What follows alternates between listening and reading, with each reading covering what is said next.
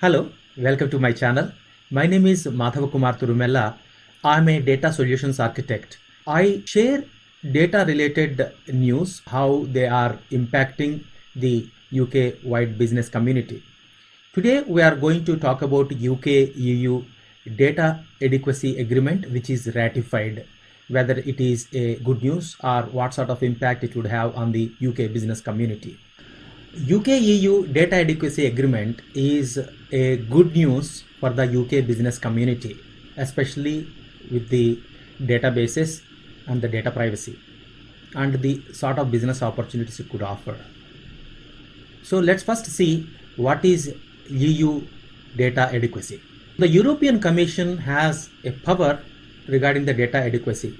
The European Commission has the power to determine, on the basis of Article 45 of Regulation EU 2016 by 679, whether a country outside the EU offers an adequate level of data protection. So outside the EU means UK after the Brexit is outside the EU. This adoption of adequacy decision involves four things. One, a proposal from the European Commission. 2, an opinion of the European Data Protection Board. 3, an approval from representatives of the European Union countries. And 4, the adoption of the decision by the European Commission. So this fourth one, a ratification, is done regarding the data adequacy. The question is, what is that we are going to lose? What if we do not have this adequacy in agreement in place?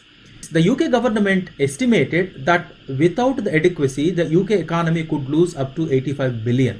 This adequacy agreement is definitely a good news in that regard. The background to it is on 19th February 2021, Commission launched the procedure for the adoption of two adequacy decisions. One is for transfers of personal data to the United Kingdom under the GDPR, which is a General Data Protection Regulation. And the second one is the Law Enforcement Directive, LED. Positive data adequacy decisions under both the EU General Data Protection Regulation, which is GDPR, and the Law Enforcement Directive, which is LED, would allow for personal data to continue to flow freely from the European Union and wider European Economic Area to the UK. By the way, the UK has already recognized the European Union and also EEA member states as adequate, as part of its commitment to establish a smooth transition for the UK's departure from the bloc.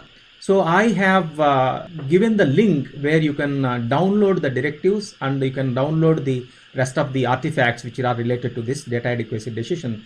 The UK can now progress with their crucial national data strategy. Please see my earlier video regarding the UK national data strategy, which is extremely important.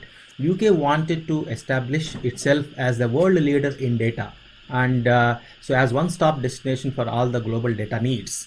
So the UK-EU data adequacy agreement informs the UK's high standards and innovation-focused approach.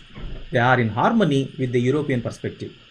UK businesses can now look forward to a strong relationship with the Europe and the rest of the world in matters of data transfers and standards. I hope you liked this video. If you have any questions, please send them to me on my email address, which is given there.